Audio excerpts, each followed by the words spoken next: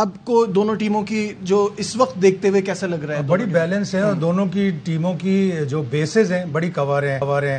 Left arm spinner بھی ہے New Zealand کے پاس, آف بریک بالر بھی ہے نیوزی لینڈ کے پاس. انہوں نے سرپرائزنگلی سعودی کو نہیں کھلایا اور انہوں نے انگلینڈ والوں کے پاس عادل رشید ہے right arm leg spinner. Livingstone بھی رائٹ لیگ بریک بھی کرتا ہے, آف بریک بھی کر لیتا ہے تھوڑی, لیکن نیوزی لینڈ کے پاس پارٹ ٹائمر گلین فلپس بھی ہے.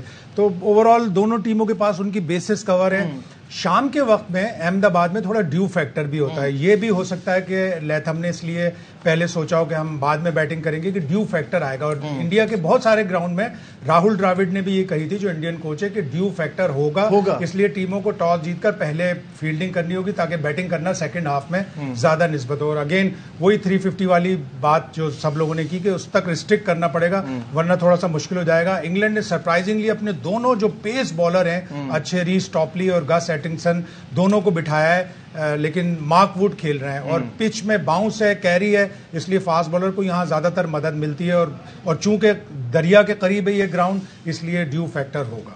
ڈیو فیکٹر کا عمل دخل کتنا رہ سکتا ہے؟ ویدر کیا ہے اس وقت؟ آپ جو سیزن کی بات کر رہا ہوں, سیزن کیا ہے؟ ونٹر آلموسٹ آ گیا. جب جہاں پہ ہیومڈ زیادہ ہوتا ہے تو وہاں پہ پھر رات کو کہیں نہ کہیں اور بالکل ہوتی ہے. تو میرے خیال سے یہ بھی فیکٹر ہے. لیکن اب دیکھیں بعض اوقات یہ ہوتا ہے کہ جیسے اگر ہم پاس کی بات کریں تو ایک بال ہوتا تھا یا اگر جا کے 35 اوورس کے بعد چینج ہونا ہوتا تھا, اب تو 2 بالز ہیں. تو اور ہر اوور کے بعد بال جو ہے وہ کہاں جاتا ہے, کہیں نہ کہیں پاکٹ میں امپائر کے بعد جاتا ہوگا, ہاتھ میں تو نہیں پکڑیں گے وہ, تو کہیں نہ کہیں وہ جا کے سوکھ بھی جاتا ہوگا.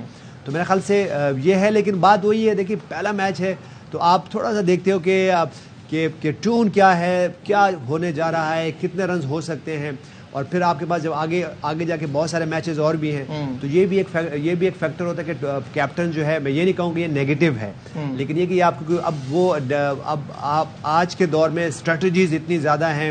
اور پھر اگر میں دیکھوں تو بہت سارے کیپٹن, بہت سارے ٹاپ کے پلیئرز, بہت ساری جو ٹیم کی مینجمنٹ ہے وہ اوپن ہوتی ہے. یہ نہیں کہ ایک سرٹن پیٹرن سے ہی بیٹنگ آرڈر ہوتا ہے. بعض اوقات اگر آپ زیادہ رن چیز کر رہے ہوتے ہیں تو آپ کہیں نہ کہیں سے وہ ایک جو بیٹرز ہوتے ہیں وہ اوپر آتے ہیں اور وہ جا کے وہ اپنی اسکل کی ایگزیکیوشن کرتے ہیں. اور ٹیم کے لیے جو ہم بار بار ایک بات کر رہے ہیں کہ اب یہ ٹیسٹ کرکٹ نہیں ہے کہ آپ کو ایک سرٹن پیٹرن سے ہی بیٹنگ آرڈر پہ جانا ہے, فلیکسیبل رہنا ہے. اور آپ کو اسی لیے آپ ٹاپ کے پلیئر ہوتے ہیں جب آپ اپنے آپ کو سچویشن اور ماحول کے مطابق چینج کرتے ہیں. اب دکھاتے ہیں انگلینڈ اور نیوزی لینڈ کے حوالے سے ہیڈ